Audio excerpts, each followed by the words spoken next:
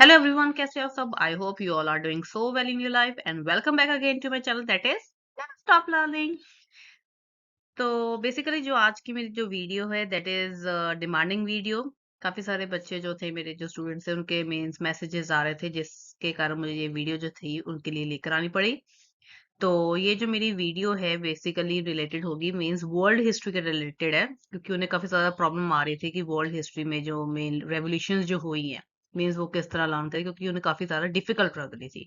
So they asked me कि ma'am आप कुछ ऐसा सिंपल वे में हमें समझा दीजिए। तो मैंने कहा चलो ये दैट्स द बेस्ट वे कि बच्चे जो है मेरी इस वीडियो से अच्छी तरह से समझ पाएंगे and rather they will definitely realise कि जो हिस्ट्री है वो बोरिंग सब्जेक्ट नहीं है, rather it's a very interesting subject.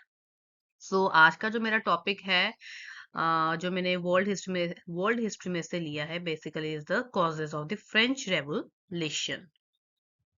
And moreover ये जो चैप्टर है ये एनसीईआरटी की 9th क्लास की जो बुक है उसका फर्स्ट चैप्टर है। तो आई होप जो मेरी ये वीडियो है उन बच्चों के लिए काफी ज्यादा बेनिफिशियल रही होगी, ठीक है, और उनके लिए काफी ज्यादा हेल्पफुल रही होगी आफ्टर वॉचिंग माई वीडियो। तो इस फ्रेंच रेवोल्यूशन में बेसिकली हम ओनली कॉजेस ही उनके करेंगे कि जो फ्रेंच रेवोल्यूशन जो 1789 में हुई थी उसके मेन कॉजेस क्या थे, क्योंकि उसके कम से कम 4 to 5 कॉजेस है, उससे हम डिटेल में करेंगे। जैसे उसके पॉलिटिकल कॉजेस हो गए, सोशल कॉजेस हो गए, इकोनॉमिक हो गए, रिलीजियस हो गए, intellectual causes like emitted causes like all these causes जो हैं अब हम डिटेल में करेंगे। So this video is very helpful and very informative for the NCERT students जो क्लास 9th के हैं। सो जो मेरी अर्लियर जो मेरी वीडियोस है उसके रिलेटेड अगर आपकी कोई भी क्वेरीज है आप मुझसे पूछ सकते हैं। I will definitely give your answer. So without wasting any time, let's just move on towards our video that is the causes of the French Revolution. So let's just start the topic with the introduction. तो हम थोड़ा सा brief में कर लेते हैं कि French revolution basically है क्या था, ठीक है। सो अगर हम फ्रेंच रेवोल्यूशन की जो है मींस बात करें, फ्रेंच रेवोल्यूशन जो थी दैट वाज स्टार्टेड इन 1789 में वो स्टार्ट हुई थी, ठीक है। इसमें क्या हुआ था कि जो मिडिल क्लास लोग थे, ठीक है, जो थर्ड स्टेट थी, ठीक है, उसने अपर क्लासेस को मींस एकदम हिला दिया था। हिला दिया इन सेंस मींस एकदम जैसे उनकी अट्रोसिटी का पूरा जवाब दिया था, ठीक है। द लोगों ने क्या किया था, रिवोल्ट किया था किसके खिलाफ, जो पुराना रिजाइम था ऑफ मोनार्की। पुरानी जो रिजाइम मींस पुराना पुराना जो रूल था उसके खिलाफ उन्होंने मींस रिवोल्ट किया था, ठीक है, ओल्ड रिजाइम के खिलाफ। मोनार्की बेसिकली मींस किंग के लिए यूज किया गया है। तो इस रेवोल्यूशन में बेसिकली 3 मेन चीजें जो थी वो सामने आई थी, जिसमें क्या था, लिबर्टी थी, इक्वालिटी थी एंड फ्रेटर्निटी थी। लिबर्टी, ठीक है, ये जो 3 चीजें थी ये सामने आई थी, ठीक है। लिबर्टी में था कि फ्रीडम सबके पास होनी चाहिए, ठीक है। इक्वालिटी मींस फ्रीडम के साथ साथ सबके पास इक्वालिटी मींस एक समानता होनी चाहिए कि सभी को एक बराबर समझा जाए, ठीक है। फ्रेटर्निटी मींस यूनिवर्सल ब्रदरहुड भी होनी चाहिए। सो ये जो एक बेसिकली मेन स्लोगन था ड्यूरिंग द फ्रेंच रेवोल्यूशन, ये जो आइडिया था दैट पुट फॉरवर्ड, ठीक है, जिसमें था लिबर्टी, इक्वालिटी एंड फ्रेटर्निटी, ठीक है।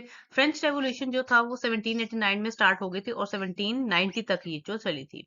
अब रूमर्स जो थे ये मींस स्प्रेड हो गए थे, मींस अफवाह ये फैल गई थी कि किंग ने जो है मींस वो ऑर्डर दे दिया है अपनी आर्मी को, सॉरी वो ऑर्डर दे देगा, अभी दिया नहीं है, वो ऑर्डर देगा अपनी आर्मी को कि वो सिटीजन के ऊपर ओपन फायर कर दे।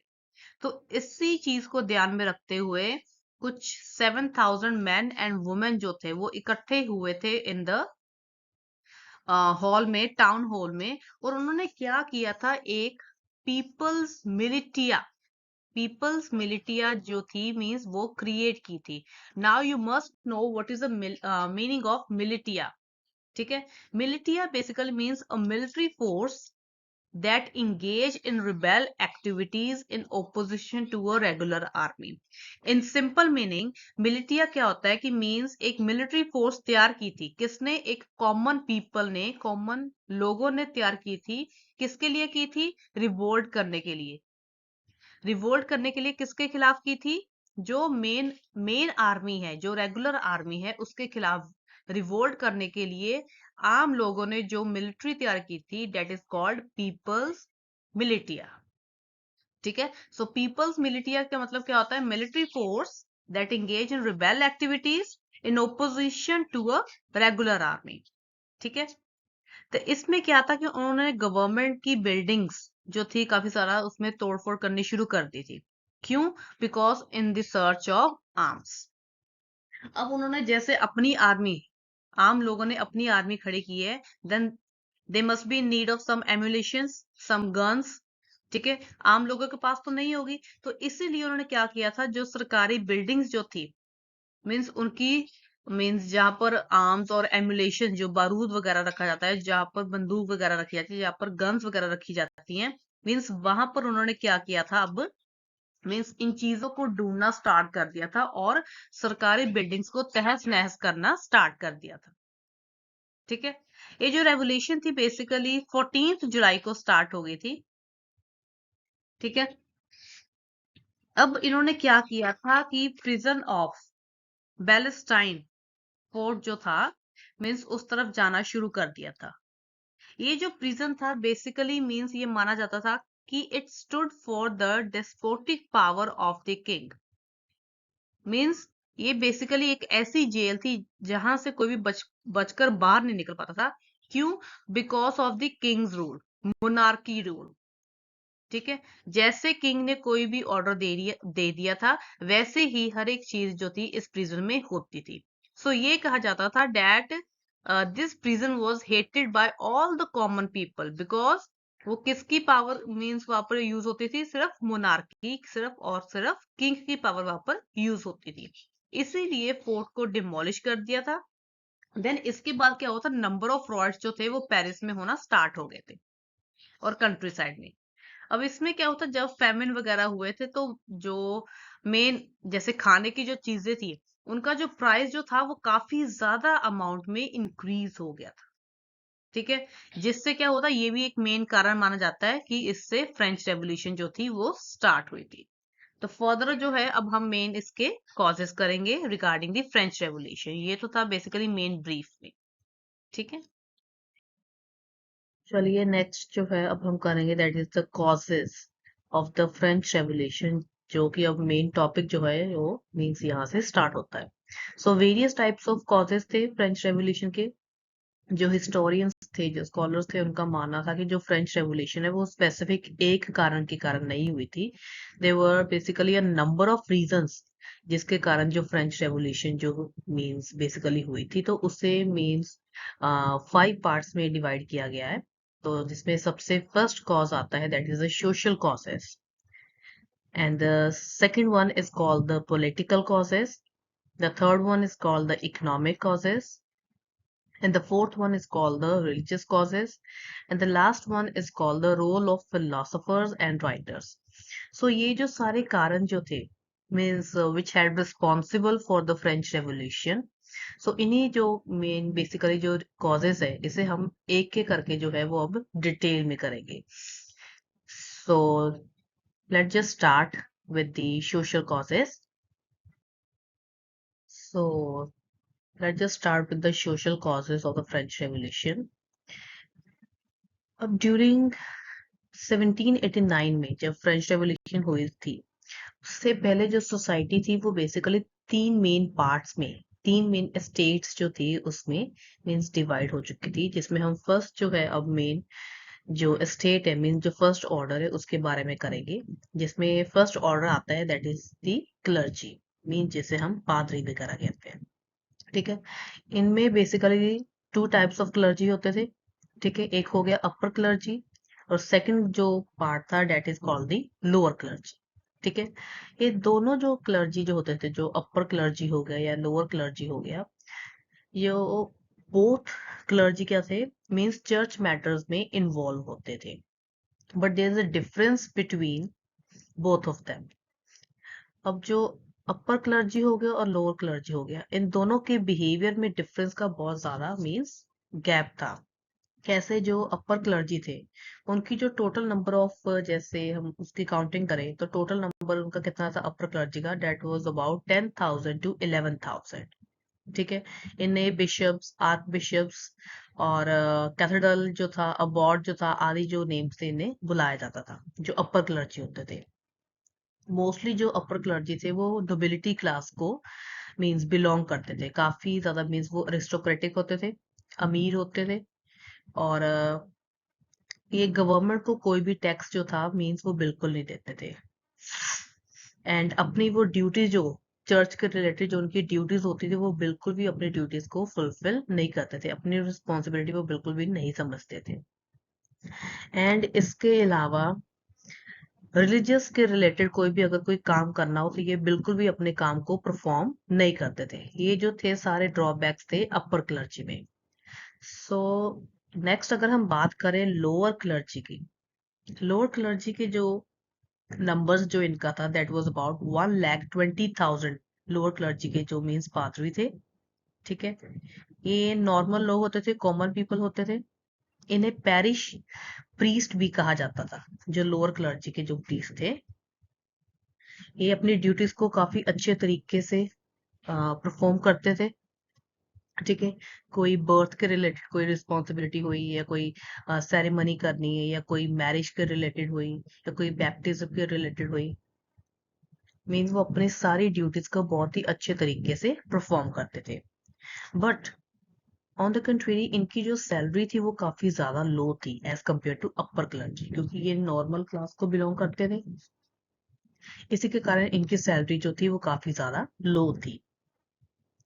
मोरोवर जो लोअर क्लर्जी के जो मेन पादरी होते थे वो अपर क्लर्जी के पादरी से काफी ज्यादा घृणा करते थे बिकॉज ऑफ देयर नेचर। सो इन दोनों का जो मीन्स अपर क्लर्जी चाहे ले लो चाहे हम लोअर क्लर्जी ले लें, इन दोनों का कनेक्शन किससे है? चर्च के मैटर से। बट जो ज्यादा जो ड्यूटीज जो परफॉर्म करते थे वो लोअर क्लर्जी वाले पादरी जो थे वो परफॉर्म करते थे as compare to upper clergy. So ये जो था बेसिकली फर्स्ट मेन ऑर्डर था सोशल सोसाइटी की, फ्रांस की। सेकंड जो ऑर्डर है मीन्स सोसाइटी का जो सेकंड ऑर्डर है, अब हम उसकी बात करेंगे, जिसमें सबसे पहले आते हैं नोबिलिटी। मीन्स इसमें दो तरह की नोबिलिटी आती है, न्यू नोबिलिटी और ओल्ड नोबिलिटी। तो सबसे पहले जो है अब हम बात करेंगे ओल्ड नोबिलिटी की। ठीक है। जो ओल्ड नोबिलिटी है उसे हम basically nobility of the sword भी कहते हैं। ठीक है। ये जो नोबिलिटी है काफी पुरानी नोबिलिटी है। ठीक है। इसके पास अनलिमिटेड पावर्स होती हैं एंड पूरे देश की 1/5 प्रॉपर्टी का ये मीन्स 1/5 पार्ट का मीन्स इनके पास प्रॉपर्टी राइट होता है, जो ओल्ड नोबिलिटी है। एंड इसके पास इनके पास जैसे जुडिशियल के रिलेटेड काफी सारे मीन्स जैसे आप कह सकते हैं कि मीन्स डिसीजंस वगैरह ये ले सकते हैं। ठीक है। काफी सारे इनके पास राइट होते हैं रिगार्डिंग जुडिशियल। ठीक है। देन अगर मिलिट्री के रिलेटेड भी कुछ काम होती है इनके पास राइट होते हैं एंड ये फ्यूडल लॉर्ड्स होते हैं। ठीक है। जो ओल्ड नोबिलिटी है इसमें बेसिकली दो तरह की कैटेगरीज आ जाती हैं। ठीक है। जिसमें सबसे पहले आएगी कोर्ट नोबिलिटी। इसमें सबसे पहले आ जाती है कोर्ट नोबिलिटी। ठीक है। और इसके अलावा दूसरी जो नोबिलिटी है वो आती है कंट्री नोबिलिटी। सो दो तरह की नोबिलिटी होती है। ठीक है। Nobility of sword, nobility of sword हम इसे इसलिए कहते हैं क्योंकि ये always kept sword with himself. ठीक है। और दो तरह की नोबिलिटी होती है, कोर्ट नोबिलिटी और कंट्री नोबिलिटी। कोर्ट नोबिलिटी में क्या होता है कि बेसिकली वो वाले नोबल्स या वो फ्यूडल लॉर्ड्स जो पैलेस में अंडर द किंग जो है मीन्स वो जो काम करते हैं, मीन्स इनके पास काफी ज्यादा राइट होते हैं। ठीक है। मोरोवर ये किंग के साथ भी मिलकर मीन्स कुछ अपने डिसीजंस ले सकते थे। देन इसके अलावा ये मीन्स एक्स्ट्रा वेगेंट जो है मीन्स मनी स्पेंड करते हैं, काफी लेविशली इनका जो मीन्स लाइफस्टाइल है वो होता है। ठीक है, सो मीन्स इतने रिस्पेक्टफुल नहीं होते जो कोर्ट नोबिलिटी वाले होते हैं। अगर हम on the country country nobility की बात करें, मीन्स ये जो होते हैं इतने ज्यादा अमीर नहीं होते कंट्री नोबिलिटी वाले, मोस्टली ये जो विलेज में रहते हैं इसलिए इन्हें कंट्री नोबिलिटी कहते हैं। इनके पास इतने ज्यादा अधिकार नहीं होते हैं। ठीक है, ये जो था मींस फर्स्ट था। इसके अलावा जो ओल्ड नोबिलिटी है उनके पास वेरियस टाइप्स ऑफ टाइटल्स होते हैं, जैसे उन्हें एक ड्यूक का टाइटल दे दिया, मार्क्यूस का, काउंट हो गया, विस्काउंट हो गया, means various types of titles जो थे इन्हें दिए जाते थे। जैसे मैं आपको लिख देती हूँ, जैसे ड्यूक हो गया, मींस ये वाले जो इनके थे मींस जो टाइटल्स जो थे, मींस इन्हें उपाधियां जो थी मींस वो दी जाती थी, लाइक ड्यूक हो गया या काउंट हो गया। ठीक है, विस्काउंट हो गया, मार्क्यूस हो गया। सो इस तरह के टाइटल जो थे इन्हें उपाधियां जो थी मींस वो दी जाती थी। वो कौन देता था? मींस जो किंग होता था। देन इसके अलावा इनके पास मींस मेन राइट होता कि ये अपने पास एक तलवार रख सकते थे। ठीक है, तो इसीलिए इन्हें नोबिलिटी ऑफ द स्वॉर्ड जो था वो कहा जाता था। Then various types of decisions जो थे वो रिगार्डिंग जुडिशियल ये ले सकते थे। ठीक है, अगर हम सेकंड नोबिलिटी की बात करें तो वो होती है basically new nobility. New nobility, ठीक है, उसे हम नोबिलिटी ऑफ द रोब भी कहते हैं। ये जो नोबिलिटी थी ये किस मींस किंग के अंडर आई थी? जब लुइस 14 के टाइम मींस ये महसूस होना शुरू हो गया था किंग को कि जो ओल्ड नोबिलिटी वाले हैं वो काफी ज्यादा मनी स्पेंड कर रहे हैं, जिसके कारण क्या हो गया था कि जो खजाना जो था मींस वो खत्म हो रहा था इनका। खजाना जो था वो खत्म हो रहा था, इसीलिए उसी चीज को पूरा करने के लिए उन्होंने न्यू नोबिलिटी को, एक नई नोबिलिटी जो थी वो मींस लेकर आए। और इसमें इन्होंने क्या किया था कि जो सारे जो टाइटल्स वगैरह जो थे उन्होंने मिडिल क्लास के जो लोग थे उन्हें बेच दिए थे। ठीक है, जो मिडिल क्लास के जो लोग थे उन्हें जो मींस जो सारे टाइटल जो थे उन्हें बेच दिए थे, जिसके कारण उन्होंने मींस किंग ने क्या किया था अपनी मनी को बचाने के लिए, उसने क्या किया था एक नई तरह की नोबिलिटी लेकर आया था। मींस जो मींस स्टेट का जितना भी पैसा जो खर्च हो रहा था उसे बचाने के लिए उसने नई नोबिलिटी लेकर आया, जिसमें क्या था कि वो मींस पैसे को बचाना चाहता था। और उसने क्या किया था कि जो हायर टाइटल्स जो थे उसने मिडिल क्लास के लोगों को बेच दिए थे। ठीक है, ये तो हो गया सेकेंड ऑर्डर जिसमें न्यू नोबिलिटी हो गई और ओल्ड नोबिलिटी हो गई। नाउ अब जो है अब हम करेंगे थर्ड ऑर्डर। ठीक है, फर्स्ट जो था बेसिकली थे क्लर्जी, जिसमें अपर और लोअर क्लर्जी आ जाते हैं। ठीक है, सेकंड ऑर्डर में हो गई बेसिकली नोबिलिटी पर्सन, जिसमें old nobility new nobility means difference क्या था वो अब हमने कर लिया है। अब हम जो लास्ट पार्ट है मींस सोसाइटी के स्ट्रक्चर का थर्ड ऑर्डर वो करेंगे। इसमें बेसिकली तीन मेन कैटेगरीज आती है। ठीक है, जिसमें सबसे पहले जो आती है that is called the peasantry, means जो पीजेंट्स थे।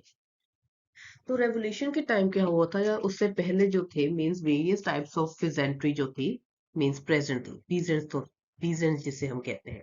ठीक है, फ्रांस में जो था बेसिकली जो 80% जो लोग थे फ्रांस में, जो बेसिकली मींस 80% जो लोग थे वो विलेजेस में रहते थे। 80% लोग जो थे। ठीक है, और इसमें वेरियस टाइप्स ऑफ कैटेगरीज आ जाती हैं पीजेंट्स में। लाइक फर्स्ट कैटेगरी इनकी वो आती है जिसके पास मीन्स खुद अपनी एक लैंड होती है, बट वो बहुत ही छोटी लैंड होती है। मीन्स लाइक एरिया वाइज वो बहुत छोटा मीन्स छोटे छोटे पार्ट्स होते हैं, बट उनकी वो खुद की लैंड होती है। जो भी प्रोडक्शन होती है उसका जो पैसा जो वगैरह जो भी पैसे उन्हें मिलते हैं वो अपने पास ही रखते हैं। ठीक है, तो सेकंड जो कैटेगरी आती है पेजेंट्स की जिसे हम टेनेंट्स कहते हैं। ठीक है, और इसे हम मितराय मितराय भी कहते हैं, जो सेकंड कैटेगरी है। इसमें क्या होता था कि ये अपनी लैंड जो थी मींस इनकी खुद की लैंड नहीं होती थी, मींस लाइक ठेकेदार जैसे जो हो गए। ठीक है, जो जमीन जो है मींस वे देते हैं ठेके के ऊपर। तो इस तरह के जो जमींदार जो होते थे, मीन्स वो अपनी लैंड जैसे कुछ समय के लिए अपनी लैंड जो थे वो पीजेंट्स को दे देते थे, और प्रोडक्शन का हाफ हिस्सा जो था वो अपने पास में रखते थे। ठीक है, ये होगी सेकंड कैटेगरी। थर्ड कैटेगरी में बेसिकली आते थे स्लेव्स। थर्ड कैटेगरी में आते हैं स्लेव्स, मींस जो इनके अंडर, जो जमींदार के अंडर, मींस जो किसान जो थे जो काम करते थे, इनका मीन्स काफी ज्यादा शोषण होता था। ये जो हो गई बेसिकली मीन्स थर्ड कैटेगरी हो गई प्रेजेंटर की। और लास्ट जो कैटेगरी थी, इसमें क्या होता था कि ये वो वाले मीन्स लेबर्स होते थे जिनके पास अपनी खुद की लैंड नहीं होती थी। ठीक है, जो फील्ड में जाकर, जो लाइक खेतों में जाकर क्या कहते थे, जो काम करते थे, और इनकी इनकम क्या थी, बहुत ही ज्यादा लो थी। तो बेसिकली मींस चार मेन कैटेगरीज आती हैं, फोर मेन कैटेगरीज आती हैं। किसकी? पेजेंट्री की, मींस पीजेंट्स जो होते हैं, मींस जिसमें फर्स्ट के पास अपनी खुद की लैंड होती है। सेकंड पीजेंट्स वो होते हैं जो मींस लैंड जैसे जमींदार से लेते हैं। थर्ड वो हो गए जो स्लेव्स होते हैं। ठीक है, फोर्थ जो लेबर्स मींस किसी के अंडर काम करते हैं। ठीक है, so these types of peasant जो थे, इनमें ज्यादातर जो इनकी कंडीशन जो थी वो अच्छी नहीं थी। वो क्यों नहीं थी? चाहे वो किसी भी मीन्स कैटेगरी का हो, जो पीजेंट थे, चाहे वो फर्स्ट कैटेगरी का हो, चाहे वो सेकंड कैटेगरी का हो, चाहे वो थर्ड का, चाहे वो फोर्थ का, मीन्स पर उन्हें टैक्सेस देने जरूर पड़ते थे। जैसे लैंड टैक्स, जिसे हम टेल टैक्स भी कह देते थे। ठीक है, जिसे हम टेल टैक्स कह देते थे। In simple language that is called the land tax. ठीक है, और इसके अलावा जैसे सॉल्ट टैक्स, सॉल्ट टैक्स हो गया, जिसे हम गेबल कहते थे। ठीक है, गेबल हो गया। देन इसके अलावा इनकम टैक्स जो होता था, means various types of taxes जो थे, मींस इन्हें लगाए गए थे। और अगर जो कोई जमींदार के अंडर या कोई फ्यूडल लॉर्ड्स के अंदर कोई काम करता था, उससे फ्यूडल ड्यूज भी देने पड़ते थे। सो इस तरह के टैक्सेस के कारण जो इनकी कंडीशन जो थी, that is very very like आप कह सकते हो पेनफुल थी। ठीक है, तो सेकंड जो, ये तो हो गए पीजेंट्स की बात। सेकंड कैटेगरी मींस जो आते हैं थर्ड ऑर्डर में, डेट इज कॉल्ड दी बॉर्जुगीज, और जिसे हम मिडिल क्लास जो है वो भी कहते हैं। ये जो कैटेगरी है, it play a very important role for the outbreak of the revolution. क्योंकि मोस्ट ऑफ द हिस्टोरियंस ये कहते हैं कि ये जो फ्रेंच रेवोल्यूशन है, that is called the bourgeois revolution, because of the middle class. इन्हीं के कारण जो थी फ्रेंच रेवोल्यूशन जो थी वो आगे मींस आउटब्रेक हुई थी, because of the scholars, because of the जैसे आप थिंकर्स कह सकते हो, इनके विचारों के कारण, इनके व्यूज के कारण, इनके लाइक एक्शन के कारण जो था मींस रेवोल्यूशन जो थी आई थी। तो इसमें बेसिकली मिडिल क्लास में कौन कौन आ जाता था, लाइक ट्रेडर्स हो गए, ठीक है, महाजन्स हो गए, मींस इनकी कंडीशन तो काफी अच्छी थी। ठीक है, देन इसके अलावा जैसे लॉयर्स हो गए, डॉक्टर्स हो गए, टीचर्स हो गए, स्कॉलर्स हो गए, थिंकर्स हो गए, जर्नलिस्ट हो गए। ठीक है, all those persons were included in the middle class, जिसे हम बॉर्जुगीज ऑर्डर भी कहते हैं। ठीक है, इसमें जो व्यापारी मीन जो ट्रेडर्स हो गए या महाजन्स हो गए, that are including in the trade also, जो महाजन्स होते हैं, तो इनकी जो कंडीशन थी that is very good. But ये जो मिडिल क्लास के लोग थे, वो चाहते थे कि उन्हें भी मीन जो इम्पोर्टेंट जो पोस्ट वगैरह होती है, जो टाइटल्स वगैरह होते हैं, उन्हें भी जो टाइटल्स है मीन्स हायर लेवल के जो टाइटल्स है उन्हें दिए जाने चाहिए। क्योंकि हायर जो लेवल के जो टाइटल्स होते थे वो मोस्टली दिए जाते थे हेरिडिटरी। ठीक है, किसी की कैपेबिलिटी को देखकर, मींस उस समय जैसे हायर स्टेटस नहीं दिया जाता था। Higher status in the sense means higher post नहीं दी जाती थी। ठीक है, जैसे जो नोबिलिटी हो गए, ठीक है, जो क्लर्जी हो गए, मींस इनकी जो पोजीशन होती थी वो हेरिडिटरी होती थी। अगर इनकी कैपेबिलिटी देकर देते तो इस तरह की सिचुएशन जो थी वो इरप्ट ही नहीं हो रही थी। तो वो बेसिकली चाहते थे कि जैसे आर्मी में हो गए, एडमिनिस्ट्रेशन में हो गए, या पैलेस में कोई काम हो गया, या चर्च में हो गए, मीन्स इन सभी एरियाज में उनकी मीन्स हायर पोस्ट उन्हें मिलनी चाहिए, बट ऐसा नहीं था। मोरोवर ये पोर्चुगीज किस चीज की डिमांड कर रहे थे? फ्री ट्रेड की, कि कंट्री के अंदर जो है वो फ्री ट्रेड होना चाहिए। बल्कि ऐसा नहीं था, इसमें क्या था कि एक जगह से दूसरी जगह जाने के लिए क्या था, टैक्सेस देने पड़ते थे। And because of the middle class, various types of जो थिंकर्स जो थे, जो स्कॉलर्स थे, ठीक है, वो मिडिल क्लास को ही बिलोंग करते थे। उन्होंने ऐसे पॉलिटिकल व्यूज जो थे लोगों के सामने लेकर आए, जिसके कारण क्या होते, लोग उनके साथ आना स्टार्ट हो गए थे।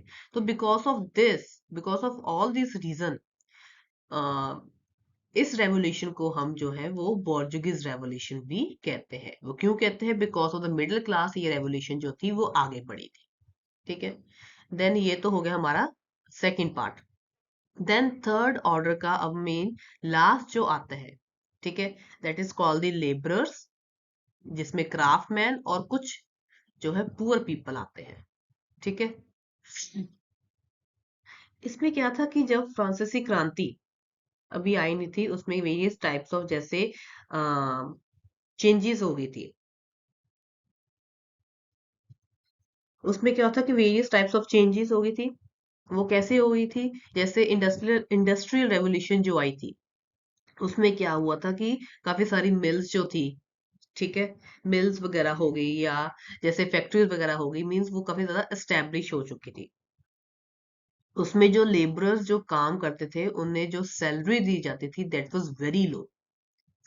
पर उनसे जो काम जो था, उनके आवर्स के सावा, मींस उनके समय के मुताबिक उनसे ज्यादा काम लिया जाता था, बट उनके जो वेजेस थे दैट वाज वेरी लेस। ठीक है, बट जब इंडस्ट्रियल रेवोल्यूशन आई थी तो ये जो लोग थे, लेबरर्स जो थे इन फैक्ट्रीज में या इन मिल्स में जो काम करते थे, वो बहुत ही ज्यादा, मीन्स कम लोग होते थे। ठीक है, ज्यादातर जो काम था, मीन्स क्योंकि अभी न्यू न्यू जो थी वो रेवोल्यूशन आई थी, तो इसलिए क्या था, मोस्टली जो मेन काम जो होता था वो बाय हैंड होता था। ठीक है, बाय हैंड होता था। गिल्ड सिस्टम प्रेजेंट था। गिल्ड सिस्टम में क्या था कि वो मींस लेबरर्स का, जो क्राफ्टमैन होते थे, उनका शोषण काफी ज्यादा करते थे। ठीक है, क्योंकि उन्हें जो वेजेस जो थी, वेजेस मींस उनकी जो तनख्वाह, तनख्वाह हमें कह सकते हैं, या उनकी जो आमदन थी, वेजेस जो उनकी थी दैट वाज वेरी लो।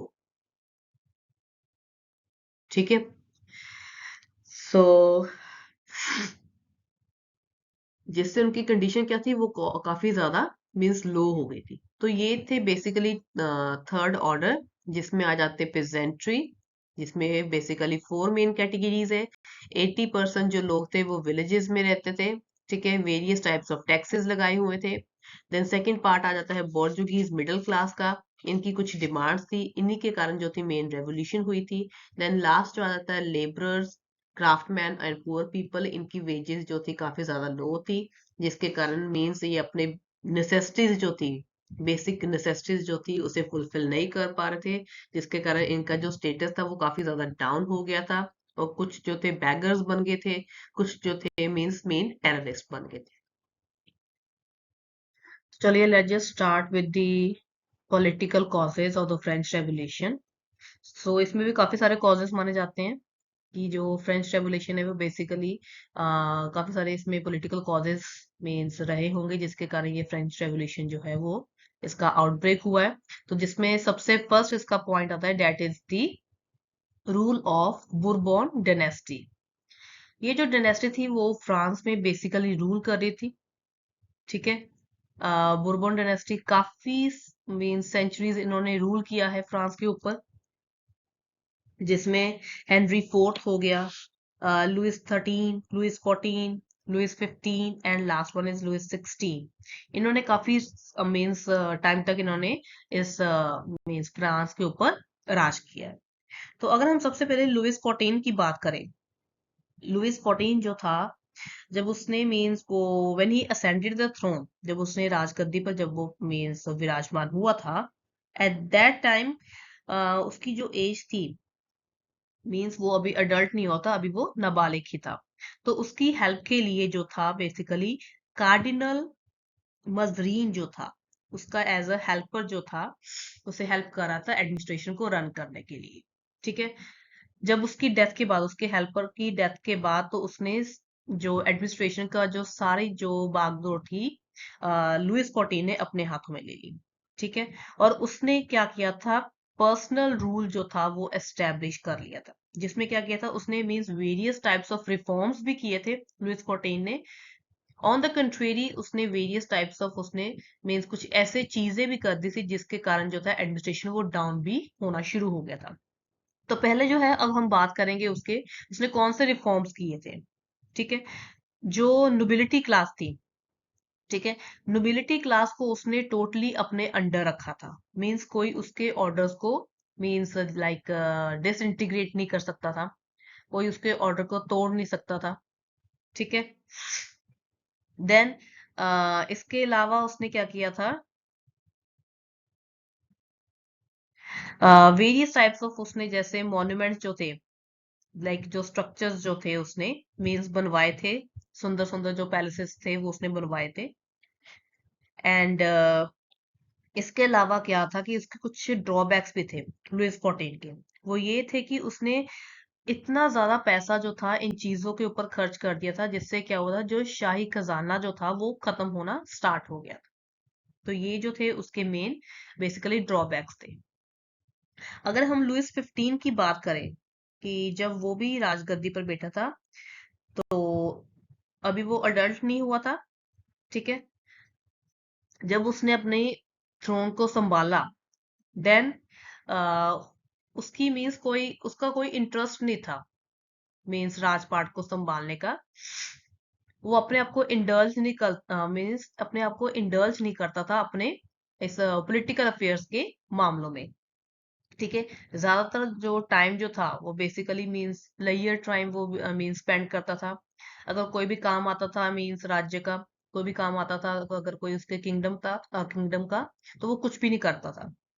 सो जो लुइस 15 था, वो इतना ज्यादा कैपेबल रूलर जो था वो बिल्कुल भी नहीं था। देन इसके अलावा उसने क्या किया था कि उसके समय जो नोबिलिटी क्लास जो थी, उसकी पावर जो थी वो काफी ज्यादा इंक्रीज होनी शुरू हो गई थी। और अपने राज्य का जो शाही खजाना था उसे बचाने के लिए इसने क्या किया था, जो मेन टाइटल्स जो थे इसने मिडिल क्लास के जो लोग थे उनको बेच दिए थे। ठीक है। देन ये तो होगी बोरबोन डायनेस्टी। देन इसके बाद हम नेक्स्ट जो बेसिकली मेन पॉइंट करेंगे, that is the defective administrative system. इसमें काफी सारे रीजन माने जाते हैं कि जो काफी मीन्स एडमिनिस्ट्रेशन जो था वो काफी ज्यादा डिफेक्टिव था। सबसे पहले क्या था कि रिस्ट्रिक्शन अपॉन लिबर्टी। इसने लिबर्टी के ऊपर रिस्ट्रिक्शंस लगा दी थी। वो किस तरह की लिबर्टी थी, कि जो प्रोटेस्टेंट थे, मीन जो विद्रोह वगैरह करते थे, इसने उनके ऊपर काफी ज्यादा मीन्स रिस्ट्रिक्शंस लगाई थी। जैसे मीन्स वो अपने विचार जो थे वो खुले में मीन्स प्रोपोगेट नहीं कर सकते थे। ठीक है। कोई भी असेंबली वगैरह, कोई भी ऑर्गेनाइजेशन जो थी वो क्रिएट नहीं कर सकते थे। अगर वो इनकेस राजा के खिलाफ कुछ बोल देते थे तो वो इमिडिएटली उनको अरेस्ट कर सकते थे। देन इसके अलावा जो राजा जो था, उसने अपने एक जैसे आदेश वगैरह, जो ऑर्डर्स वगैरह, जो मीन्स जैसे आप कह सकते हैं कि जारी किए थे, जिसमें उसने क्या लिखा था कि वो किसी भी इंसान को, किसी भी व्यक्ति को without any reason means arrest कर सकता था किंग। इस तरह के उसने पैम्फलेट जो थे वो जारी किए थे किंग ने, ऑर्डर जो थे वो जारी किए थे। सो इस तरह की लिबर्टी को कंट्रोल में करने के कारण जो लोग जो थे, फ्रांस के जो लोग थे, जो मिडिल क्लास के लोग हो गए, वो इतने ज्यादा मीन्स घृणा करने लगे अपने किंग से। जिसमें क्या हुआ था कि उन्होंने लाइक एक मेन जो था, वो, एक मेन जो स्लोगन था वो उनमें आ गया था, दैट इज लिबर्टी हासिल करनी। तो जैसे मैंने आपको इंट्रोडक्शन में भी बताया था, उनके तीन मेन स्लोगन थे, liberty, equality and fraternity. Liberty means उन्हें कुछ भी करने की इजाजत नहीं थी। इक्वालिटी, उन्हें इक्वल नहीं माना जाता था। डिफरेंट डिफरेंट क्लासेस जो थी वो डिवाइड थी। यूनिवर्सल ब्रदरहुड की कमी थी, दैट इज फेटर्निटी। तो सबसे पहले डिफेक्टिव एडमिनिस्ट्रेटिव सिस्टम में क्या आ गया कि उनके पास लिबर्टी की कमी थी। ठीक है।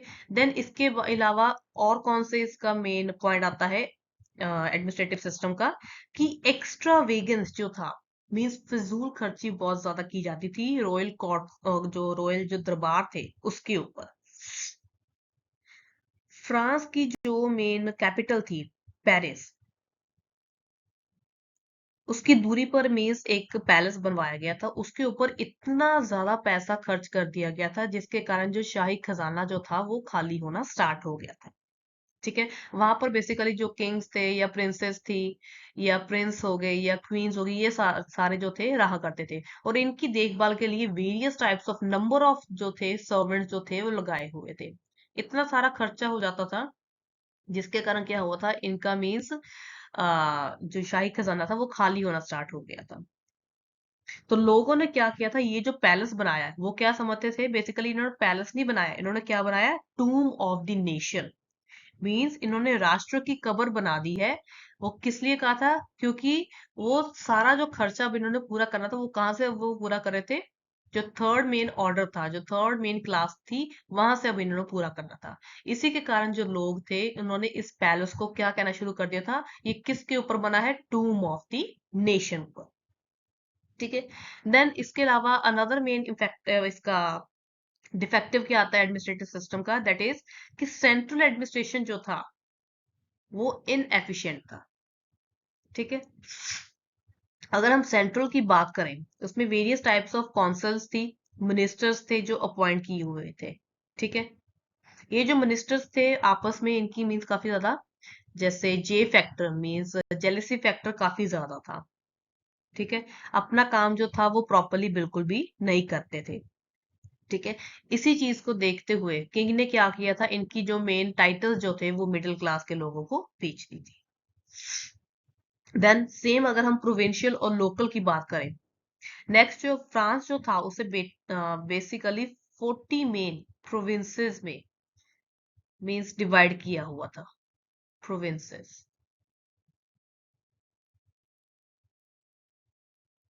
प्रोविंस 40 मेन प्रोविंस में डिवाइड किया हुआ था। हर एक प्रोविंस का जो था एक मेन गवर्नर होता था जिसके कुछ रूल्स होते थे, जो अपने रूल्स बनाता था। ठीक है। और ज्यादातर जो था वो पैलेस में ही किंग के अंडर जो था मींस काम करता था।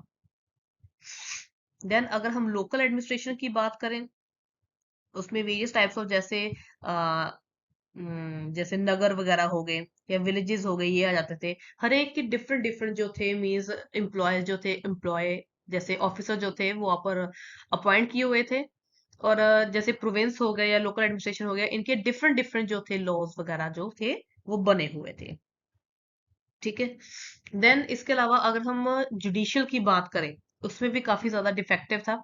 डिफेक्ट से जुडिशियल में भी वो किस तरह के डिफेक्ट्स थे, कि वेरियस टाइप्स ऑफ कोर्ट बनी हुई थी। जैसे अगर हम पैलेस की बात करें उसकी अलग कोर्ट थी। ठीक है। फ्यूडल लॉर्ड्स की अलग कोर्ट थी। अगर हम मिलिट्री की बात करें उसकी अलग कोर्ट बनी हुई थी। ट्रेड के रिलेटेड थी उसकी अलग कोर्ट्स बनी हुई थी। सो अलग अलग कोर्ट्स बनने के कारण क्या हुआ था कि डिफरेंट डिफरेंट रूल जो थे वो अलग अलग बने हुए थे, एक कोई स्पेसिफिक रूल नहीं बना हुआ था। देन इसके अलावा अगर हम बात करें जैसे फ्रांस के, अगर हम साउथ एरिया की बात करें, वहां पर रोमन लॉज काफी ज्यादा प्रचलित थे। ठीक है। रोमन लॉज बने हुए थे। ठीक है। जो मोस्टली लेटिन भाषा में लिखे होते थे। ठीक है। लेटिन भाषा में थे।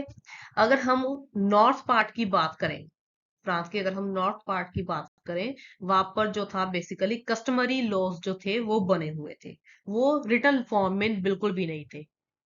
ठीक है। वोकल थे, जिस तरह कहा गया था उसी तरह जो था वो इम्प्लीमेंट किया जाता था।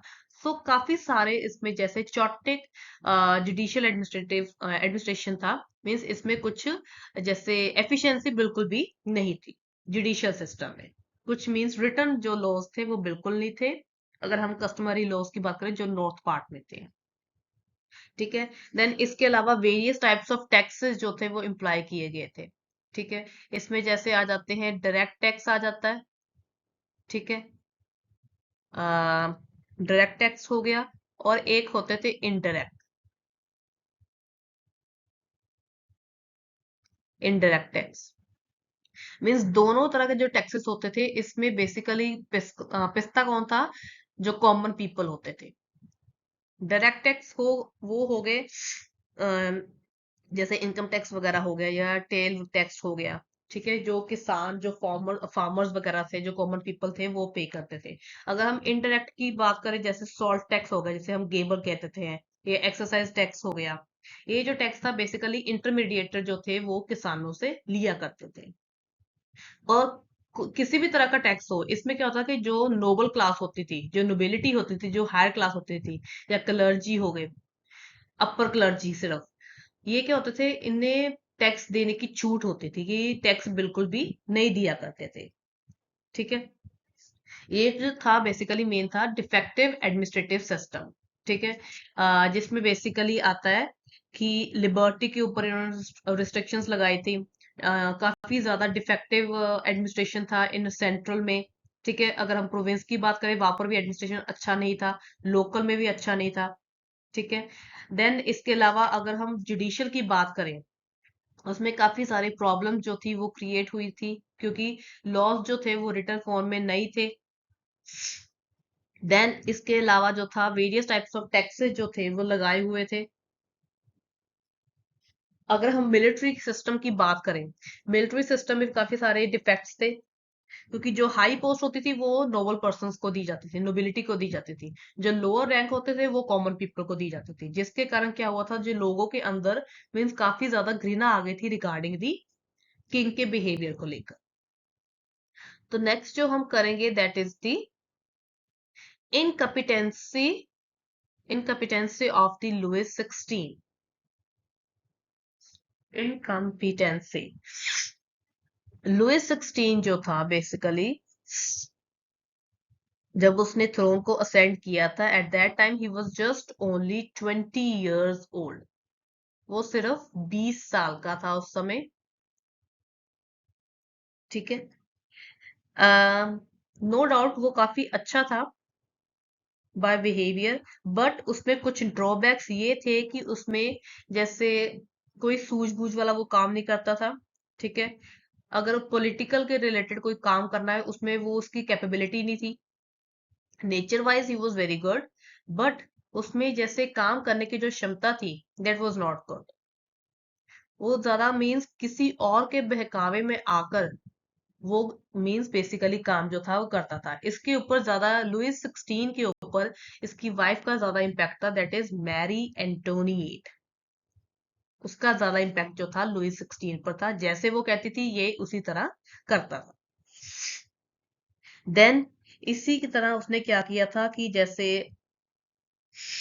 इसने एबल अपने मिनिस्टर रखे हुए थे, मींस फाइनेंशियल मिनिस्टर रखे होते, जो मींस इसकी पूरी किंगडम को अच्छी तरीके से चला रहे थे। बट मैरी एंटोनिएट को क्या लगा कि ये जो दो मिनिस्टर्स हैं, उसके मेन लाइक उसकी जो एक्स्ट्रा वेगन्स है, मींस जो पैसा खर्च करती है उसके ऊपर पाबंदी लगा रहे हैं। इसी चीज को ध्यान में रखते हुए मैरी एंटोनिएट ने क्या किया था, लुइस 16 के ऊपर इतना ज्यादा दबाव डाला था, तो उसने दो मेन जो इसके फाइनेंशियल मिनिस्टर थे, टुर्गो एंड नेक्टर, उनको निकाल दिया था। वो किसके कारण निकाला था? अपनी वाइफ के कहने पर निकाला गया था। ठीक है, तो नेक्स्ट जो है, अब हम बात करेंगे evil influence of Marie Antoinette. अगर हम मैरी एंटोनिएट की बात करें, जो थी लुइस 16 की वाइफ थी। ठीक है, ये भी एक कारण माना जाता है कि जो फ्रेंच रेवोल्यूशन है उसका मैरी एंटोनिएट के साथ बिल्कुल एक इम्पैक्ट माना जाता है, कि बिकॉज ऑफ मैरी एंटोनिएट जो मीन्स रेवोल्यूशन हुई है, एक कॉज माना जाता है। वो किसके कारण? क्योंकि एक तो by looks she was very good, but ये बेसिकली काफी ज्यादा खर्चीली थी, मीन्स पैसे बहुत ज्यादा खर्च करती थी अपनी इसी आदतों तक, मीन्स इसी तरह के जो उसके बिहेवियर के कारण ये लोगों में बिल्कुल भी फेमस नहीं थी। लोग जो थे इससे बहुत ज्यादा हेट्रेड करते थे, मीन्स इसे बहुत ज्यादा इससे घृणा करते थे। ये इतनी ज्यादा मीन्स खर्चीली थी, लोगों ने मीन्स इसका नाम ही चेंज करना शुरू कर दिया था। और मैरी एंटोनिएट के कारण ही लुइस 16 ने क्या किया था, अपने एबल जो मिनिस्टर्स थे उनको निकालना शुरू कर दिया था। तो बेसिकली ये मेन कॉजेस माने जाते हैं रिगार्डिंग दी फ्रेंच रेवोल्यूशन। जैसे सबसे पहले इंपॉर्टेंट आ जाता है बोरबोन डायनेस्टी, ठीक है, जिसमें वेरियस टाइप्स ऑफ रूलर्स आते हैं, जैसे हेनरी से स्टार्ट होकर लुइस 13, 14, 15 एंड 16 हो गया। देन डिफेक्टिव एडमिनिस्ट्रेटिव सिस्टम हो गया, वेरियस टाइप्स ऑफ टैक्सेस लगाते थे। देन लुइस 16 का क्या इम्पैक्ट था, then evil influence of Marie Antoinette जो उसकी वाइफ थी, ठीक है, उसी के कारण जो था एक मेन कारण माना जाता है, पॉलिटिकल कॉज माना जाता है रिगार्डिंग दी फ्रेंच रेवोल्यूशन। सो चलिए नेक्स्ट अब हम करेंगे economic system, sorry, economic causes of the French Revolution. So various types of causes that were also held responsible regarding the economically. तो जिसमें सबसे first हम करेंगे that is the defective guild system. So before that you must know what is the meaning of guild system. Guild system होता क्या है? Guild system means एक संघ बनाना, एक असेंबली बनाना, या इन सिंपल वर्ड्स हम कह सकते हैं एक ऑर्गेनाइजेशन, एक ऑर्गेनाइजेशन क्रिएट करना जिसमें क्या होता है कि उसके अपने रूल्स एंड रेगुलेशंस होते हैं। सो फ्रांस में एक ऑर्गेनाइजेशन जो थी मींस वो बनाई गई थी जिसके खुद अपने कुछ रूल्स एंड रेगुलेशन जो थे, ठीक है। इसमें बेसिकली क्या होता था कि कितने नंबर ऑफ टाइम तक मींस वो कपल ऑफ आवर्स तक वो काम करेंगे, ठीक है, कितना काम करेंगे, कितनी सैलरी देनी है, ये सब कुछ सारी सारी की सारी जो चीजें थी वो आती थी गिल्ड सिस्टम में, ठीक है। इसमें क्या होता था कि जैसे जो मेन हेड होता है, मास्टर्स होता है, ठीक है, जो उसके जो वर्कर्स जो होते हैं, जो काम करते हैं, वो सारी जो सारी की बात है मींस अपने मास्टर की मानते हैं। अगर कोई न्यू जो है, कोई लेबर जो है उसमें मींस इंक्लूड होना चाहता है, एड ऑन होना चाहता है, तो वो पहले अपने मास्टर के अंडर काफी देर तक काम करता है, देन उसके बाद वो उसमें इंक्लूड होता है। बट वो जो मास्टर है वो काफी ज्यादा मीन्स शोषण मीन्स उसे एक्सप्लॉयट करता है, उस मीन्स लेबर को। सो ये जो सिस्टम था काफी ज्यादा इसमें डिफेक्ट्स थे। वो इसलिए थे क्योंकि इसमें जो मेन हेड होता था वो अपने ही नियम बनाता था, जिसके कारण वो अपनी लेबर को जो काम करते थे उसके अंडर उन्हें काफी ज्यादा वो एक्सप्लॉइट करता था, ठीक है। ये तो हो गया defective guild system.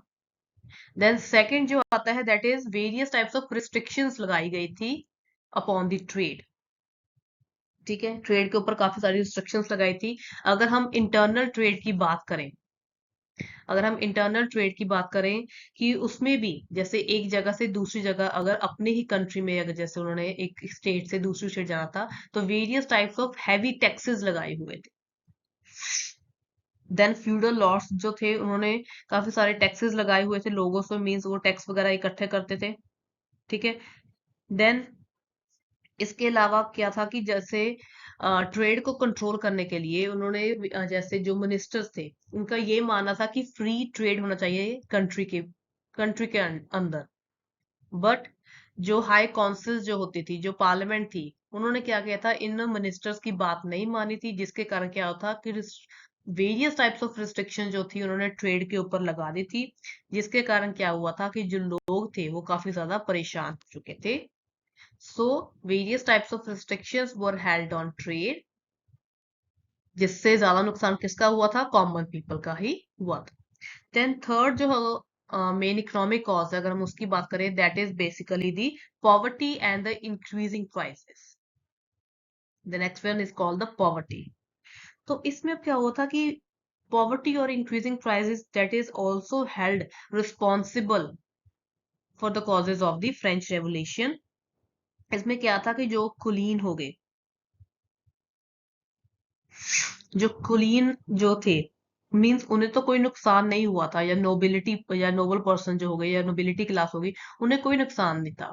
Then poverty और जो प्राइजेस जो इंक्रीज हो रहे थे, ज्यादा ज्यादा जो मींस नुकसान जो था वो किसको उठाना पड़ रहा था, जो कॉमन पीपल जो थे, ठीक है, जो कॉमन कॉमन पीपल जो थे मींस उन्हें इस चीज का ज्यादा मींस नुकसान जो था वो झेलना पड़ रहा था, कॉमन पीपल, क्योंकि नोबिलिटी जो हो गई, या क्लर्जी हो गए, मीन्स उन्हें कोई नुकसान नहीं हो रहा था। देन इसके अलावा क्या हुआ था कि जब प्राइजेस जो थे काफी ज्यादा इंक्रीज कर दिए थे, क्योंकि फाइनेंशियल सिस्टम को मीन्स स्ट्रॉन्ग करने के लिए उन्होंने क्या किया था, टैक्सेस लगा दिए थे, जिसके कारण क्या हुआ था, प्राइजेस जो थे चीजों के ऊपर, जो कमोडिटीज जो थी, जो मेन कमोडिटीज थी, लाइक आटा दाल जो हो गया था, मीन्स जो रोटी वगैरह थी, मीन्स जो ब्रेड वगैरह थी, इनके ऊपर काफी ज्यादा मीन्स हाई टैक्सेस लगा दिए थे, जिसके कारण क्या होता, पॉवर्टी आनी शुरू हो गई थी। और लोगों में क्या था, एक फीलिंग आनी शुरू हो गई थी, that is called the antagonistic feeling. They were basically full of anger, वो गुस्से से भरे हुए थे, बिकॉज प्राइजेस इतने ज्यादा हाई हो रहे थे, जिसके कारण उन्होंने क्या किया था, मीन्स रिवोल्ट करना स्टार्ट कर दिया था। देन इसके कारण क्या होता, वेरियस टाइप्स ऑफ मीन्स जैसे रिवोल्ट भी हुए थे, रॉयट्स वगैरह हुए थे। वो क्यों हुए थे, क्योंकि प्राइजेस जो थे वो इंक्रीज कर दिए थे, रॉयट्स वगैरह मीन्स होने स्टार्ट हो गए थे। नेक्स्ट जो अब हम बात करेंगे, दैट इज थी कि फेमिन जो था, फेमिन जो थे मींस वो अक्कर हुए थे इन 1788 में।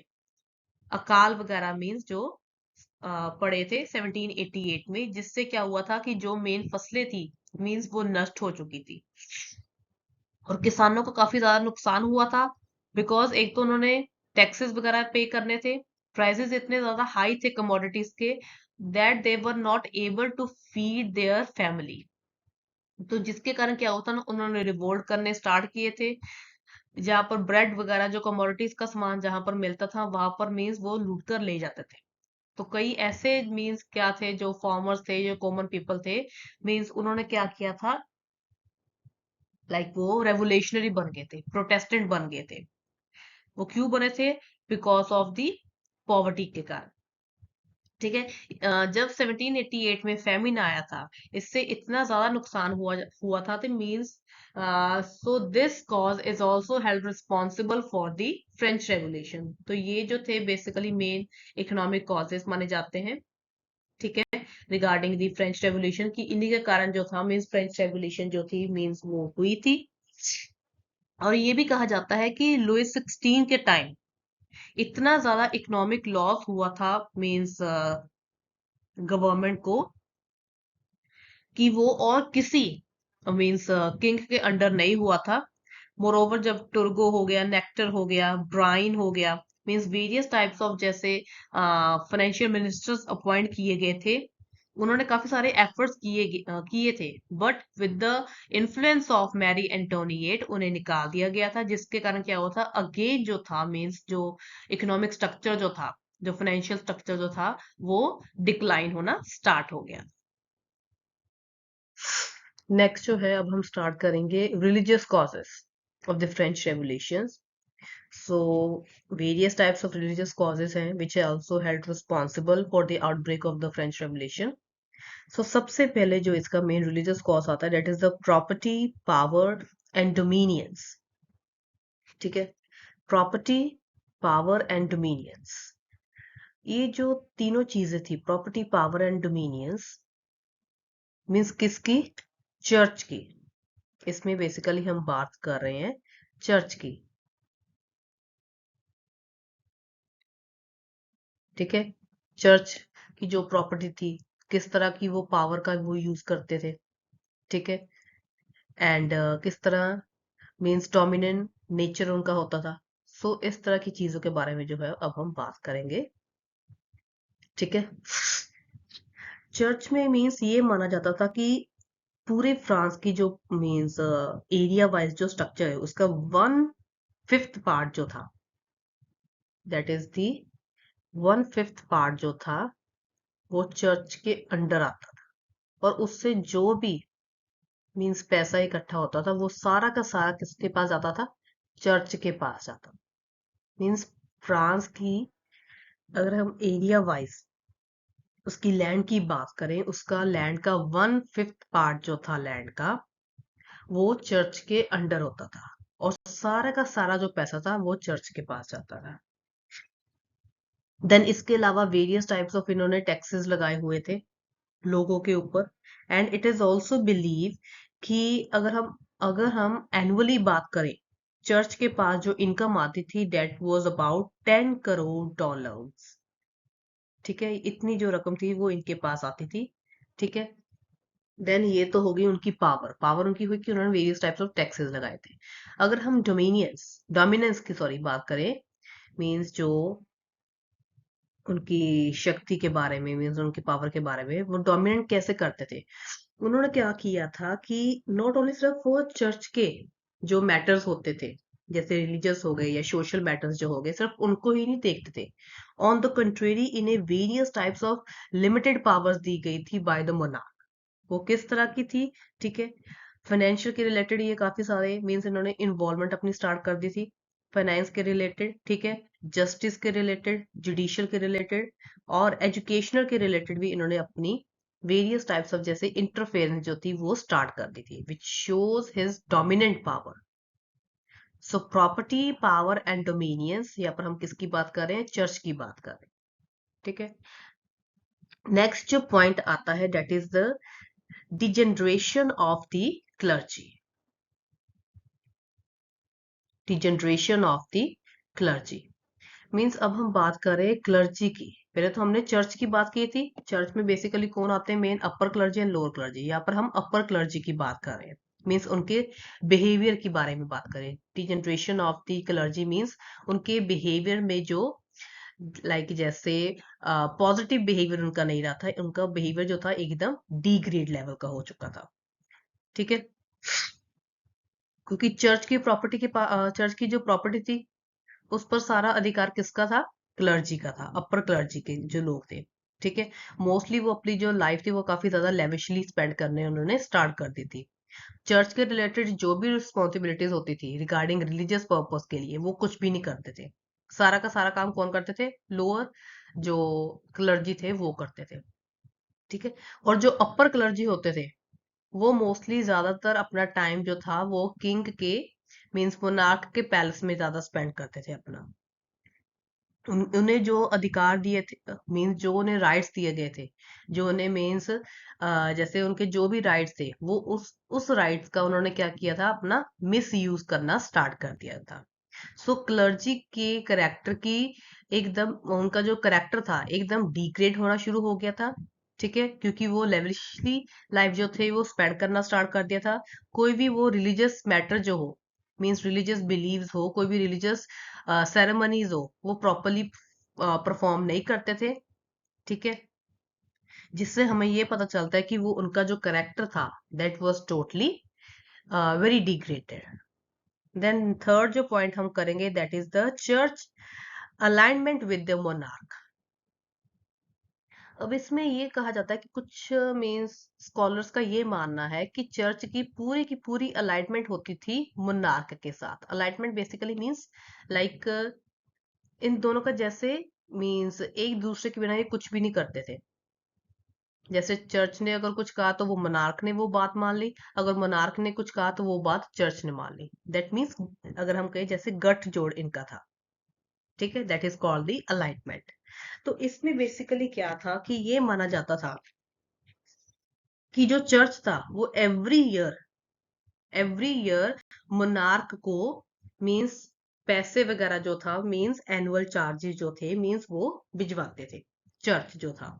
ठीक है, वो इसलिए भिजवाते थे ताकि जो मोनार्क है वो उनकी साइड पर है। जब मोनार्क को वो सारे एनुअली जो मींस चार्जेस मिल जाते थे तो मोनार्क जो था उसके कंट्री क्या करता था? वो मींस उनके जो राइट्स वगैरह होते थे, जो चर्च के जो राइट्स होते थे, जो रिस्पॉन्सिबिलिटीज होती थी, चाहे उसने कोई गलत काम किया है चाहे सही काम किया है, मीन्स वो कुछ भी नहीं बोलता था। तो इस तरह ये जो चर्च और मोनार्क एक दूसरे का हमेशा साथ देते थे। चर्च क्या करता था? अपने राइट्स को बचाने के लिए वो मोनार्क को पैसे भेजता था बाय एनुअली। ठीक है, एंड मोनार्क क्या करता था? अगर कोई भी गलती चर्च ने कर दी, ठीक है, तो जो मोनार्क था, जो किंग था, वो कुछ भी नहीं बोलता था। तो इस तरह हमें ये पता चलता है कि जो चर्च और मोनार्क के बीच में अलाइनमेंट थी, दैट मीन्स गठजोड़ था। देन लास्ट जो है, अब हम इसका करेंगे रिलीजियस कॉजेस का, कि रिलीजियस इंटॉलरेंस थी, ठीक है, एंड एंटी चर्च प्रोपेगेंडा था फ्रीमेसन्स का एंड फिलोसोफर्स का। तो सबसे पहले हम बात करेंगे रिलीजियस इंटॉलरेंस, वो कैसे थी। रिलीजियस इंटॉलरेंस बेसिकली होता क्या, इट मीन्स कि जब कोई अपना रिलीजन को काफी ज्यादा मीन्स लाइक बहुत ही कट्टर टाइप अपने रिलीजन को मानता हो, मीन्स अपने रिलीजन को मानता हो और दूसरे के रिलीजन के बारे में बुरा भला कहे, ठीक है, मीन्स उसमें टॉलरेंस की भावना ना हो, दूसरे के रिलीजन को काफी वो बुरा भला कहे, that is called the religious intolerance. तो अगर हम किंग की बात करें जो फ्रांस में था, that is the Roman Catholic religion जो था, दैट वाज प्रिवेलेंट उस समय, ठीक है, रोमन कैथोलिक जो रिलीजन था उस समय चल रहा था, ठीक है, और जो किंग था वो इसी रिलीजन को मानता था। बट जब किंग की इतने ज्यादा बुराइयां जो थी वो इंक्रीज होनी स्टार्ट हो गई थी, जो प्रोटेस्टेंट लोग थे उन्होंने अपने कुछ रीति रिवाज जो थे, अपने कुछ कस्टम्स जो थे, बिलीव जो थे, वो क्रिएट कर लिए थे।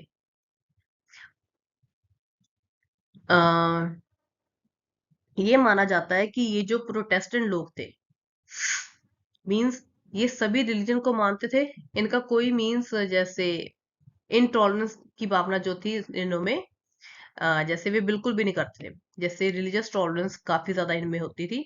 बट किंग जो था इन प्रोटेस्टेंट के ऊपर काफी ज्यादा मींस अत्याचार, मींस इनके ऊपर काफी ज्यादा डोमिनेंट नेचर इसने अपनाया था किंग ने, ठीक है। So there was also a religious intolerance which also held responsible for the outbreak of the French Revolution. तो नेक्स्ट जो है, अब हम बात करेंगे anti church propaganda of the Freemasons. ना फ्रीमेसन जो थे बेसिकली कौन होते थे, फ्रीमेसन्स इसमें मींस वो लोग होते थे जो रिलीजन के साथ कनेक्टेड होते थे, ठीक है, मैं आपको बता देती हूँ, related related with religion, that is called the Freemasons. जो रिलीजन के साथ कनेक्टेड होते थे that is called the Freemasons. इनका मेन मोटिव क्या होता था, जो फ्रीमेसन्स होते थे, ये बेसिकली वो लोग होते थे जिसमें मींस जो इक्वालिटी को मानते थे, ठीक है, यूनिवर्सल ब्रदरहुड को मानते थे। और इनका मेन एक प्रिंसिपल क्या होता था कि अपने रिलीजन के साथ साथ दूसरों के रिलीजन की भी रिस्पेक्ट करनी है, ठीक है। सो फ्री मेसन्स कौन थे, which are connected, which are related with the religions, ठीक है। इनका मेन प्रिंसिपल क्या होता था कि इक्वालिटी करनी है, means equality and the universal brotherhood. और जो सबसे इंपॉर्टेंट जो इनका मेन फ्री मेसन्स का आता है, जो लीडर है, दैट इज कॉल्ड दिदोर, दिदोर, जिसे हम दिदरॉट भी कह देते हैं, लाइक दिद्रो, जिसे हम दिद्रो भी कह देते हैं, DIDEROT, दिद्रॉट, ठीक है, ये इनका मेन लीडर था, ठीक है। देन इसके अलावा वेरियस टाइप्स ऑफ जो फिलोसफर थे, मींस वो भी हुए थे, जिन्होंने क्या किया था, लोगों के अंदर मींस एक मेन जागृति लेकर आए थे रिगार्डिंग कि उनकी कंडीशन कैसे की है और हमें क्या करना चाहिए। तो ये थे बेसिकली मेन रिलीजियस कॉजेज जिसमें चर्च का ज्यादा मेन इंपॉर्टेंस थी, ठीक है, किस तरह वो डोमिनेट करती थी, ठीक है। उसके बाद उसके चर्च के अंदर कौन कौन आते थे, क्लर्जी जो थे, उनका करेक्टर जो था वो किस तरह डिग्रेड हो चुका था। देन चर्च और मोनार्क, दैट मीन्स किंग, की कैसे अलाइनमेंट थी आपस में, कैसे उनका गठजोड़ कैसे था, मोनार्क यहाँ पर मीन्स किंग की बात की गई, ठीक है। देन अनदर मेन कॉज आता है रिलीजियस इंटॉलरेंस, ठीक है, और फ्री मेसन्स ने कैसे प्रोपोगेट करना शुरू किया लोगों को, और फिलोसोफर्स ने क्या काम किया। So these are the basically main religious causes of the French Revolution. Next जो है, अब हम बात करेंगे basically main role of philosophers and writers या स्कॉलर्स, जिसे हम बेसिकली या फिर इंटेलेक्चुअल कॉजेज भी कह सकते हैं, कि जिसके कारण जो था मीन्स फ्रेंच रेवोल्यूशन हुई थी। वो कौन से इंटेलेक्चुअल कॉजेज थे? तो उसमें मेन जो है वो फिलोसफर्स की हम बात करेंगे। तो फर्स्ट फिलोसोफर जो आता है that is called the Montesquieu, जिसे हम बैरन दी मॉन्टेस्क्यू भी कहते हैं। ठीक है, मॉन्टेस्क्यू जो था एक फिलोसोफर था, एडलिस्ट था एंड हिस्टोरियन था। ठीक है, ये इसे हम बैरन दी मॉन्टेस्क्यू भी कहते हैं। काफी अच्छा फिलोसोफर रहा है। ठीक है, इसने अपने means with the help of writing means जो फ्रांस के लोगों को काफी ज्यादा मीन्स जागृत किया था। ठीक है, उनकी सोच को बदला था मोंटेस्क्यू ने। इसका जो एक मेन वर्क है, जो इसकी एक मेन बुक है, जिसे हम कहते हैं दी ली स्पिरिट डेस लुइस, which means the spirit of laws, the spirit of laws. इसमें बेसिकली जो है वो मोंटेस्क्यू किस बारे में बात करता है कि जो मोनार्क है उसकी जो पावर्स है दैट शुड बी लिमिटेड। सारी की सारी पावर्स रिगार्डिंग दी कानून को बनाने के रिलेटेड, उसको एग्जीक्यूट करने के रिलेटेड, पनिशमेंट के रिलेटेड, मीन सारी की सारी पावर्स जो है वो मोनार्क को नहीं देनी चाहिए। सो उसके अकॉर्डिंग जो है मीन्स मोनार्क के पास लिमिटेड मोनार्की होनी चाहिए, लिमिटेड, जिससे क्या होगा कि जो एडमिनिस्ट्रेशन है वो अच्छे तरीके से चल पाएगा। Limited monarchy. ठीक है, ये व्यूज थे मोंटेस्क्यू के। उसके अकॉर्डिंग ये था कि जो मोनार्की के पास लिमिटेड मींस रिसोर्सेज होने चाहिए, लिमिटेड मोनार्की होनी चाहिए किंग के पास। और वे ये चाहता था कि गवर्नमेंट के पास मींस गवर्नमेंट में 3 मेन ऑर्गन्स होने चाहिए गवर्नमेंट के। लाइक जैसे अब हम कह सकते हैं जैसे लेजिस्लेटिव हो गया, एग्जीक्यूटिव हो गया एंड जुडिशरी हो गया। ये जो तीनों के तीनों ऑर्गन्स है दैट शुड बी सेपरेटेड। ठीक है, लेजिस्लेटिव का मेन काम क्या होगा कि कानून को कैसे बनाना है। ठीक है, बट उस चीज को कैसे हमने लागू करना है मींस वो एक अलग ऑर्गन होना चाहिए, that is called the executive. Means किस तरह कानून को हमने एग्जीक्यूट करवाना है।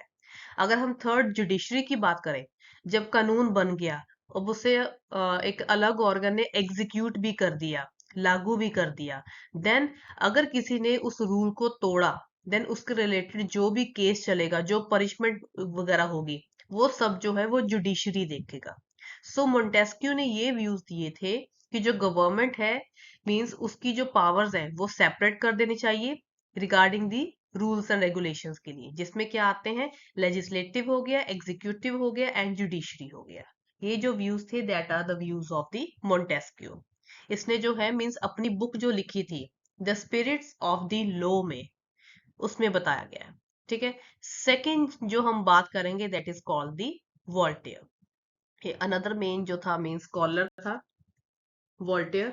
ठीक है, फ्रेंच राइटर था, ड्यूरिंग द 18th सेंचुरी काफी पॉपुलर था, and he was also the most honourable person of his time. And अगर हम वॉल्टेयर की बात करें, इसने भी काफी ज्यादा क्या किया था मीन्स वॉल्टेयर जो था बेसिकली काफी ज्यादा रेवोल्यूशनरी था रिगार्डिंग दी व्यूज, अपने जो व्यूज देता था। इसने काफी ज्यादा जो मीन्स अपना जो मीन्स प्रोपोगेट किया था वो चर्च के खिलाफ किया था। मीन्स अपने जो राइटिंग्स लिखता था वो इतने ज्यादा सटायर के ऊपर मीन्स होते थे, इसके चर्च के रिलेटेड इतने ज्यादा सटायर होते थे। जो फिर मेन जो हेड जो होते थे उन्होंने क्या किया था, इसे मीन्स पहले तो बाल्स्टीन की जो जेल थी उसमें बंद करवा दिया था। ठीक है, उसे एक बात पर रिहा किया था कि वो फ्रांस छोड़कर चला जाए। देन उन्होंने क्या किया था, वो फ्रांस छोड़कर जो था वॉल्टेयर वो चला गया था। देन फ्रांस के बाद वो कहाँ पर गया था, इंग्लैंड गया था। और वहां के एडमिनिस्ट्रेशन को देखकर he was so much impressed, उसने जो थी मीन्स अपनी एक मीन्स राइटिंग लिखी थी that is the letters on the English, जिसमें उसने इंग्लैंड के जो सारे मेन एडमिनिस्ट्रेशन के बारे में लिखा था कि फ्रांस को ये वाली चीजें जो है वो मीन्स अपनानी चाहिए। तो ये था वॉल्टर का, ठीक है, बहुत ही अच्छा राइटर, पोएट और फिलोसफर था, ठीक है। और उसने काफी ज्यादा एक्सपोज किया था जो चर्च में जो सारी मीन्स बुराइयां चल रही थी उसके खिलाफ, उसकी एक्टिविटी के खिलाफ। और वो मेन फेवर करता था constitutional monarchy, means constitutional monarchy जो मीन्स होनी चाहिए। तो ये तो हमने बात की है वॉल्टियर की। देन इसके बाद एक मेन और जो स्कॉलर आता है दैट इज अ फिलोसोफर, जिसे हम कहते हैं रूसो। रूसो, इसका पूरा नाम था जीन जैकस रूसो, ठीक है। ये भी जो है अनदर मेन एक फिलोसोफर था। He was the most intelligent philosopher of the France, जिसने काफी सारे मीन्स नॉवेल्स वगैरह और अपनी मीन्स बुक्स वगैरह लिखी। During the end of his life उसने अपनी ऑटोबायोग्राफी भी लिखी थी, ठीक है। और इसके अलावा वो डिफरेंट डिफरेंट प्लेसेस पर जाता था अपने थ्रू आउट हिज लाइफ, काफी सारे प्लेसेस पर गया, काफी सारे उसने मीन्स एक्सपीरियंस को गेन किया। जीन जैकस रूसो जो था उसकी जो मेन एक बुक थी that is called the social contract. Jean Jacques Rousseau जो था इसने एक बुक लिखी थी, इसका एक वर्क था that is called the social contract. Social contract जो काफी इंपॉर्टेंट एंड हेल्पफुल रही थी फ्रांस के लोगों की, क्योंकि इसी बुक के कारण जो था, इसी वर्क के कारण जो था उनमें जागृति आई थी और उनमें मीन्स लड़ने की भावना आई थी। क्योंकि उसने इसमें बेसिकली किस चीज के बारे में बताया था, जो फ्रांस में जो प्रॉब्लम्स चल रही है उसके बारे में बताया था। उसने ये कहा था कि जो आदमी है मीन्स उसका जो बर्थ है, by birth he is born free, ठीक है। बट जैसे जैसे वो अपनी वो लाइफ स्पेंड करता है, ठीक है, he is everywhere in chains. वो क्या कहता है कि man is born free but he is everywhere in chains. उसका कहने का क्या मतलब है कि in the primitive age people जो थे वो फ्रीडम, इक्वालिटी, फ्रेटर्निटी इसको एंजॉय करते थे। But as the man become civilised, जैसे जैसे वो सिविलाइज होते गए वैसे वैसे वो अपने आप को मीन्स चेन में, he was bound to be covered in chains. So इसके अकॉर्डिंग ये था कि state originated with a contract for power to be enjoyed by the creator of the state. इसने ज्यादा ये बेसिकली इसने किस चीज को कंडेम किया था, आर्टिफिशियलिटी जो मीन्स सोसाइटी में आ चुकी है उसके रिलेटेड। सो जो स्लोगन था equality, fraternity, liberty during the French revolution, वो कहाँ से इंस्पायर हुआ था, इसके आइडिया से ही इंस्पायर हुआ था, रूसो, ठीक है। ये तो हो गए मेन फिलोसोफर्स। देन इसके अलावा एक और मेन फिलोसोफर आता है that is called the John Locke. Another main philosopher है, उसके व्यूज भी काफी ज्यादा रेवोल्यूशनरी होते थे, जिसके कारण जो थे लोगों में जागृति आई थी। John Locke another main philosopher है, ठीक है। इसने जो है बेसिकली मेन वर्क लिखा था टू ट्रिटीज ऑफ गवर्नमेंट, ठीक है। बेसिकली इसमें वो क्या बताता है कि मोनार्क के जो राइट्स हैं that should be limited. Monarch के पास एब्सोल्यूट एंड डिवाइन राइट्स दिए हुए हैं और उस पर थोड़ी सी रोक लगानी चाहिए, क्योंकि मोनार्क को एब्सोल्यूट राइट्स जो है बिल्कुल भी नहीं दिए जाने चाहिए, ठीक है। ये जो थे बेसिकली चार मेन फिलोसफर्स हो गए। एक तो मोंटेस्क्यू हो गया, ठीक है, जो लिमिटेड मोनार्की की बात करता है, ठीक है। और इसने कौन सी बुक लिखी थी, the spirit of the loss, जिसमें वो लिमिटेड मोनार्की की बात करते हैं। देन अनदर आ गया वॉल्टेयर, जिसमें उसने एक अपना वर्क लिखा था लेटर्स ऑन द इंग्लिश, ठीक है। जॉन लॉक, जिसमें उसने क्या वर्क लिखा था, two treaties of government, means government के बारे में बताया। रूसो, जिसमें वो सोशल कॉन्ट्रैक्ट में मीन्स आदमी की आर्टिफिशियलिटी की बात करता है। तो ये थे basically main causes regarding the French revolutions, जिसमें हमने उसके political causes, social causes, religious, economic and intellectual causes. तो role of philosophers and writers को हम इंटेलेक्चुअल कॉजेज में भी इंक्लूड कर सकते हैं। So this is the end of my video. Thank you for watching guys. I hope जो मेरी वीडियो है आपके लिए काफी ज्यादा बेनिफिशियल रही हो, स्पेशली फॉर दी जो स्टूडेंट्स थे मेरे, यानी कि जिन्होंने मुझे काफी ज्यादा मीन्स मैसेज वगैरह किया कि आप इस पर वीडियो जरूर बनाएं। आई होप आपके लिए ये वीडियोस काफी ज्यादा अच्छी रही होंगी। अगर आपको मेरी वीडियो जो ये वाली जो मेरी वीडियो है आपको अच्छी लगी हो, तो मेरी वीडियो को लाइक करना, शेयर करना and don't forget to subscribe my channel, that is never stop learning. हाँ, अगर इसके रिगार्डिंग अगर आपकी कोई भी क्वेरीज वगैरह है तो आप मुझसे विदाउट एनी हेजिटेशन आप मुझसे पूछ सकते हैं। I will definitely give you answers. And this is not a complete part of the French revolution, अभी जस्ट मैंने जो है इसके कॉजेज किए हैं। अगर आपको मेरी ये वीडियो अच्छी लगी है तो इसी के साथ अगर इसका अच्छा रिस्पॉन्स मिला तो मैं इसके साथ जो है इसका सेकंड पार्ट लेकर आऊंगी। So till then just stay tune for the second part, जो इसके बेसिकली हम मेन लर्न करेंगे इसका आउटब्रेक जो रेवोल्यूशन का था, मीन्स वो कैसे हुआ था, क्या क्या चेंजेस आएंगे। तो till then take care, bye bye guys.